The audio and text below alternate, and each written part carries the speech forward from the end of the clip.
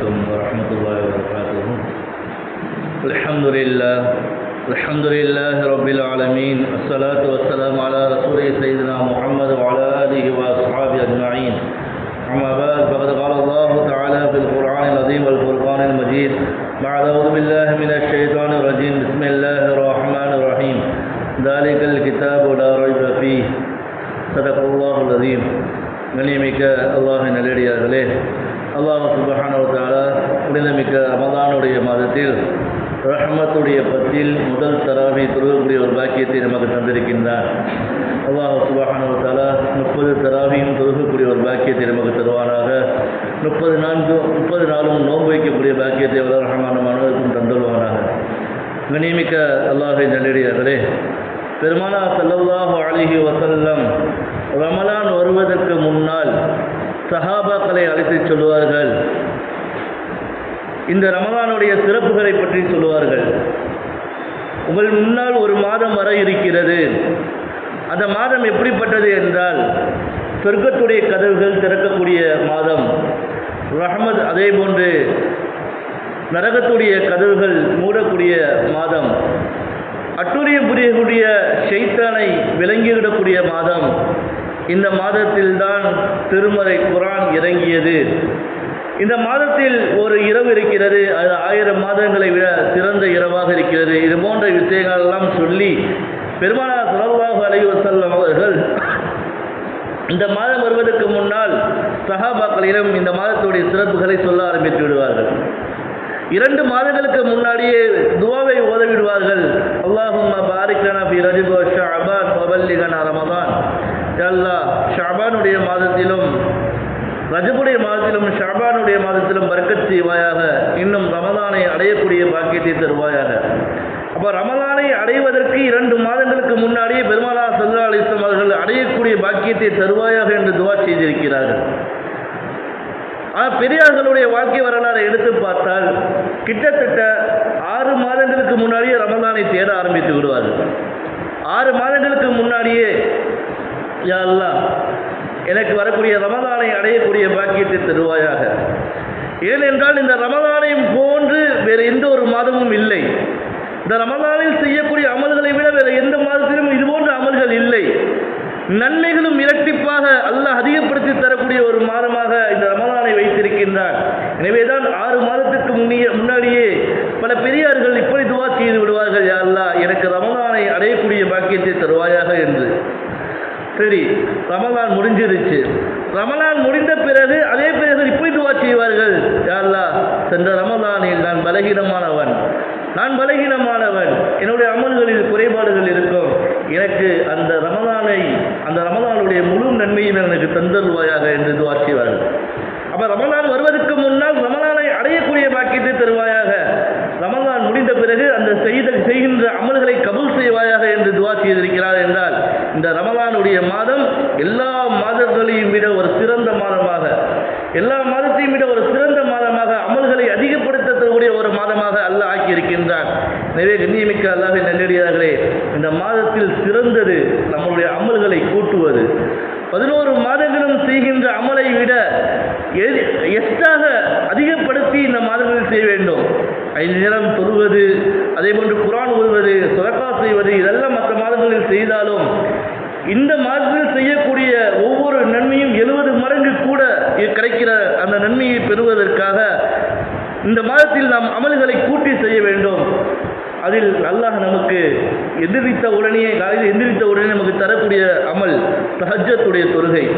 மற்ற நேரத்தில் நம்ம தஹஜ்ஜத்துக்காக எந்திரிப்போமான்னு தெரியாது. ஆனால் சஹர் வைக்கிறதுக்காக எந்திரிச்சு ஆகணும். ஆனால் இந்த ஒரு மாதம் கூட தஹஜ்ஜத் தொழுகாமல் படுத்தோன்னு சொன்னால் நம்மளை விட ஒரு நஷ்டவாதி யாரும் இருக்க முடியாது. தஹஜ்ஜத்துடைய நேரம் எப்படிப்பட்ட ஒரு நேரம் என்றால், அல்லாஹ் யார் தஹஜ்ஜத்தை தொழுகிறார்களோ அவர்களை தொடர்ச்சியாக மௌத்து வரை அவர்கள் தஹஜ்ஜத்தை தொழுகிறார்கள் என்றால் இறை நேசராக இல்லாமல் அல்லாஹ் அவர்களை மூத்தாக்குவதில்லை என்று சொல்லப்படுகிறது. அந்த அளவுக்கு தஹஜ்ஜத் ஒரு முக்கியத்துவம் வாய்ந்தது. நமக்கு எப்படி அல்லாஹ் ஃபர்லான தொழுகையை கடமையாக்கி இருக்கின்றானோ அதே போன்று பெருமானார் ஸல்லல்லாஹு அலைஹி வஸல்லம் அவர்களுக்கு அல்லாஹ் தஹஜ்ஜத்தை கடமையாக்கி இருக்கின்றான். தஹஜ்ஜத் அவ்வளவு முக்கியமானது. அல்லாஹ் குர்ஆனில் சொல்லும்போது குமில்லை, இரவு நேரத்தில் எந்திரிங்கள் தொழுங்கள் என்று அல்லாஹ் சொல்லியிருக்கின்றான். தஹஜ்ஜத் அவ்வளவு முக்கியமானது. ஊர் ஃபுல்லாக தூங்கிட்டு இருக்கோம், எல்லா உயிரினங்களும் தூங்கிட்டு இருக்கோம். அந்த நேரத்தில் அல்லாஹ் ஒரு மனிதனை சந்திக்க ஆசைப்படுகிறான் என்றால் அவர்களுக்கு தஹஜ்ஜத்துடைய நசீபை அல்லாஹ் தருவான்.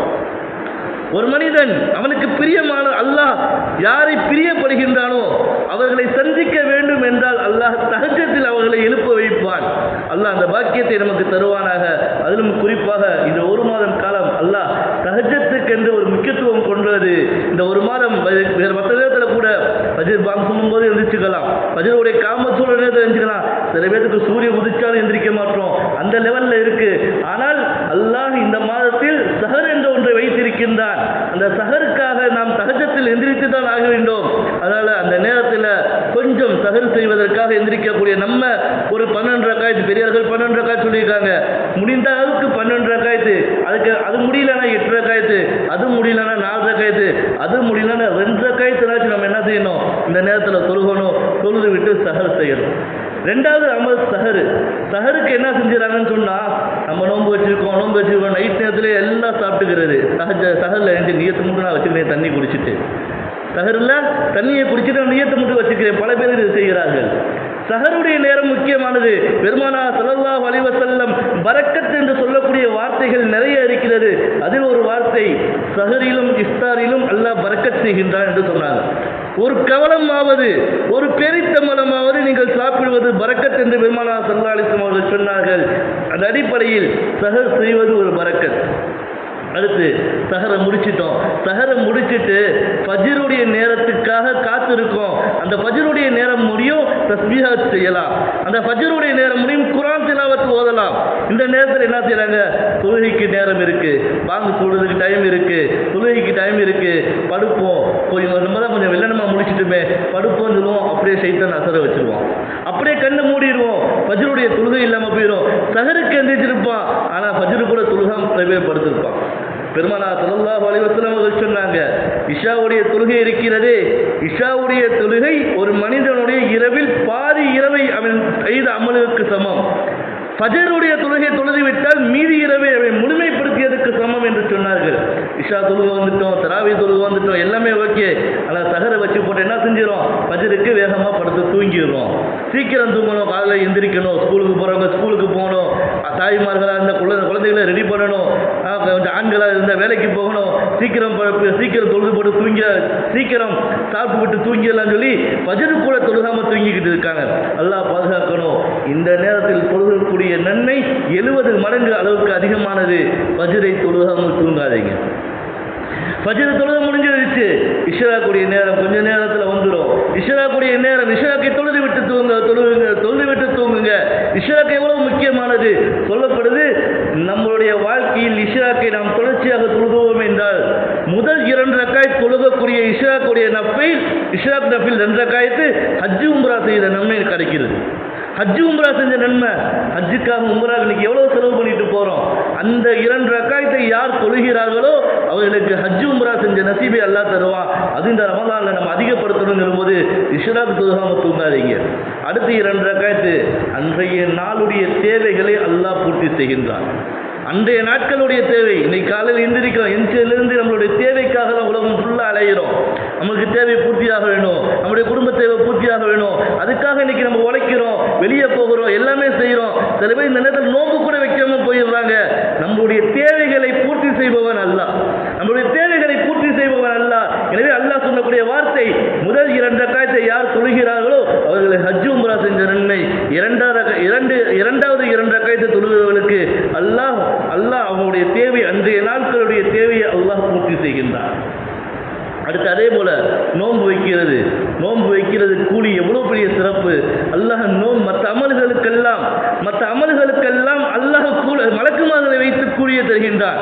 நோன்புக்கு மட்டும் அல்லாஹ் சொல்லக்கூடிய வார்த்தை, நோன்புக்கு நானே கூலி தருகிறேன் என்று அல்லாஹ் சொல்லியிருக்கின்றான். நோன்பு அவ்வளவு சிறப்பானது. மன் தசம்ம யுராயி ஃபக்கத் அஷ்ரக, அடுத்த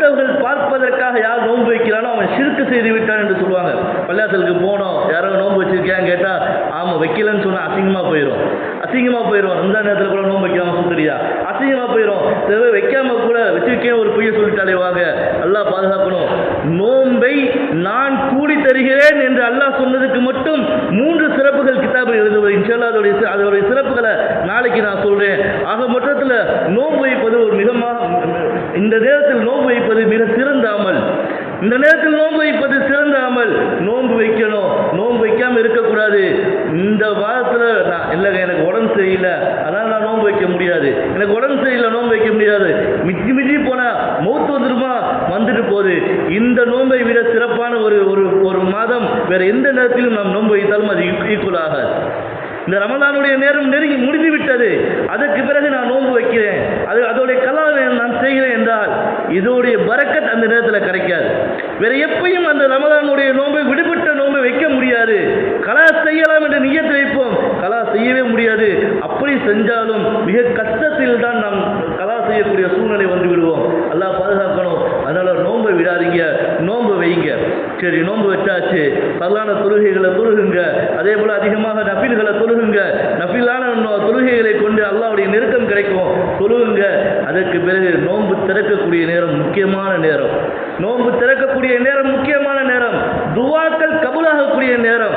பெருமானார் ஸல்லல்லாஹு அலைஹி வஸல்லம் சொன்னது போன்று சஹரில் எப்படி நான் பரக்கத் செய்கிறேன் என்று அல்லாஹ் சொன்னானோ அதே போன்று அல்லாஹ் இஃப்தாரிலும் பரக்கத் செய்கிறேன் என்று அல்லாஹ் சொல்லியிருக்கின்றான். எனவே இந்த இஃப்தாருடைய நேரம் துவாக்கள் கபூலாகக்கூடிய நேரம். பெருமானார் ஸல்லல்லாஹு அலைஹி வஸல்லம் அவர்கள் சொன்னார்கள், ஒரு வேலைக்காரனுடைய கூலி எப்பொழுது கிடைக்கும் என்றால் அவன் வேலையை முடிக்கும் போதுதான். அதே போன்றுதான் அன்றைய நோன்புடைய கூலி நாம் திறக்கக்கூடிய நேரத்தில் அல்லாஹ் கொடுக்கின்றான். இந்த நேரத்தில் நம்ம அந்த கூலியை பெறக்கூடிய நேரத்தில் நோன்பு கஞ்சிக்காக வடைக்காக அந்த நேரத்தை அதில் செலவு பண்ணிடுறோம், துவாவை நம்ம மறந்துடுறோம், துவா ஓதுறதை மறந்துடுறோம். பெருமானார் ஸல்லல்லாஹு அலைஹி வஸல்லம் இஃப்தார் நோன்பு திறப்பதற்கு முன்னால் துவா செய்திருக்கிறார்கள். நோன்பு திறந்த பிறகும் கூட, ஒரு கவலம் உள்ள போனதுக்கு பிறகும் கூட ரசூலுல்லாஹி ஸல்லல்லாஹு அலைஹி வஸல்லம் துவா செஞ்சிருக்காங்க.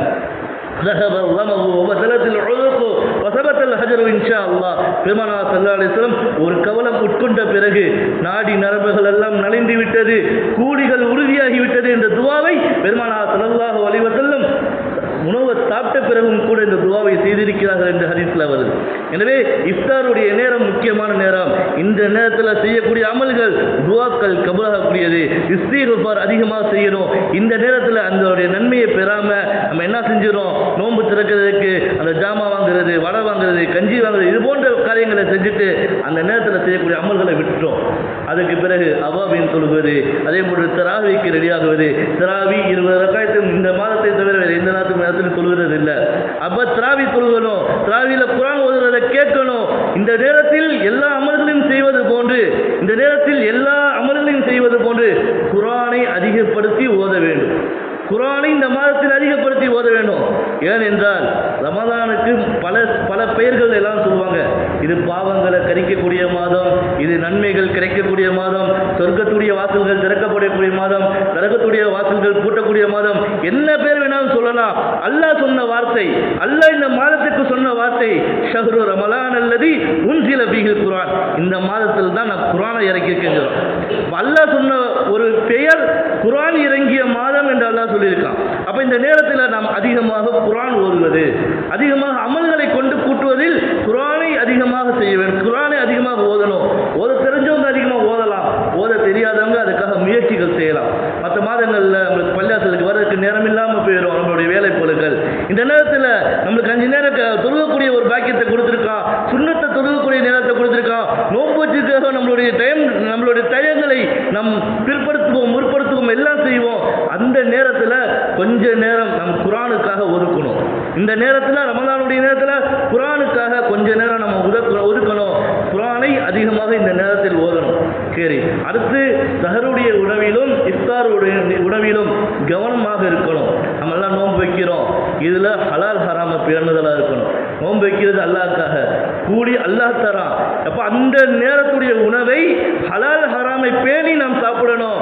ஹராம் உள்ள போச்சு, வச்சது பிரயோஜனம் இல்லாமல் போயிடுச்சு, அதனால சஹருடைய உணவிலும் இஃப்தாருடைய உணவிலும் ஏதோ இலவசமாக வருது, ஏதோ தராங்கன்னு சொல்லி நினைச்சிடக்கூடாது. ஹலால் ஹராமை பேணி பாதுகாத்து நாம் நோன்பு வைக்கக்கூடியவர்களாக இருக்கணும். அதே போன்று இந்த நேரத்தில் நாம் ஒவ்வொரு அமலும் செய்யும் போது கடைசியாக நான் சொல்லி முடிக்கிறேன், இந்த நேரத்தில் அடுத்த வருடம் ரமதான் நமக்கு இருக்குமான்னு தெரியாது. சென்ற ரமதானை அடைந்தவர்கள் இந்த வருடத்தில் இல்லாமல் பல பேர் இருப்பார்கள். அடுத்த ரமதான் அல்லாஹ் நமக்கு தருவானான்னு தெரியாது. அதனால இப்படி நியத்தில் வையுங்க, நான் இந்த மாதத்தில் வைக்கக்கூடிய நோன்பு எனக்கு கடைசி நோன்பு, இந்த மாதத்தினுடைய நோன்பு தான் எனக்கு கடைசி நோன்பு. அடுத்த ரமதான் நான் அடைவேனா தெரியல. இந்த நேரத்தில் நான் ரமதானில் செய்யக்கூடிய அமல்கள் கடைசி அமல்கள், செய்யக்கூடிய இஸ்திக்பார் செய்யக்கூடிய தௌபா கடைசியாக இருக்கிறது. அடுத்த வருடம் இஸ்திக்பார் செய்யக்கூடிய சூழ்நிலை அல்லாஹ் தருவானா தெரியல, தௌபா செய்யக்கூடிய சூழ்நிலை அல்லாஹ் தருவானா தெரியல, அமல்களை அதிகப்படுத்தக்கூடிய சூழ்நிலை அல்லாஹ் தருவானா தெரியல. எல்லா அமல்களையும் செய்யும் போது நம்முடைய நியத் இப்ப இருக்கணும், என்னுடைய கடைசி அமல் இந்த வருடத்துடைய கடைசி அமல், என்னுடைய வாழ்க்கையின் கடைசி அமல், இதை நியத்தை வச்சு நம்ம தொழுதோம்னு சொன்னா, இந்த நியத்தை வச்சு நான் அமல்களை செஞ்சேன்னு சொன்னா, இந்த அமல்களுக்கு அல்லாஹ் இரட்டிப்பான நன்மைகளை தருவான். ஒவ்வொரு அமலிலும் கவனமா செய்வோம். ஒவ்வொரு அமலும் இதுதான் எனக்கு கடைசின்னு சொல்லி நினைச்சு நம்ம செஞ்சோம்னு சொன்னா, நமக்கு ஒவ்வொரு அமல்களும் கவனமாக செய்வோம். யாராவது கண்காணிக்கிறாங்க, நம்மளை கண்காணிக்கிறாங்க அப்படின்னு சொன்னா எவ்வளவு கவனமா ஒவ்வொரு வேலையும் செய்வோம். அதே போல உங்களுக்கு ஒரு ஒரு ஒரு எக்ஸாமோ இல்லை ஏதோ ஒரு இன்டர்வியூ வைக்கிறாங்க, இந்த கேள்வியில நீ பாஸ் ஆகணும் உனக்கு போச்சு அப்படின்னு சொன்னா, அந்த கேள்வியை சொல்வதற்குள்ள நம்ம எவ்வளவு கவனமா அதற்காக முடிவுகளை செய்வோம். அதே போன்று இந்த ரமதான் எனக்கு கடைசி ரமதான், இந்த நேரத்தில் செய்யக்கூடிய அமல்கள் எனக்கு கடைசி அமல், இந்த நியத்தோடு செய்யும் போது அல்லாஹ் நன்மைகளை அதிகப்படுத்தி தருகின்றான். அல்லாஹ் இன்னும் நம்மளுடைய ஆயுட்களையும் அல்லாஹ் கூட்டி தருகின்றான். எனவே நம் அடைந்த இந்த ரமதானில் 30 நாளும் நோன்பு வைத்து 30 நாளும் தராவி தொழுது அதிகமாக குர்ஆன் ஓதி தஸ்பீஹாத்தை செய்து இஸ்திக்பார் செய்து அமல்களை இன்னும் அதிகப்படுத்தக்கூடிய பாக்கியத்தை வல்ல ரஹ்மான் அனைவருக்கும் தந்தல்வானாக. வ ஆகிரு தஅவானா அல்ஹம்துலில்லாஹி ரப்பில் ஆலமீன். الحمد لله رب العالمين. اللهم صل على سيدنا مولانا محمد وعلى ال سيدنا محمد وبارك وسلم عليه. اللهم ارحمنا برحمتك يا ارحم الراحمين. اللهم ارحمنا برحمتك يا ارحم الراحمين. اللهم ارحمنا برحمتك يا ارحم الراحمين. ربنا آتنا في الدنيا حسنة وفي الآخرة حسنة وقنا عذاب النار. وصلى الله تعالى على خير خلق سيدنا محمد وعلى آله وأصحابه أجمعين. والحمد لله رب العالمين.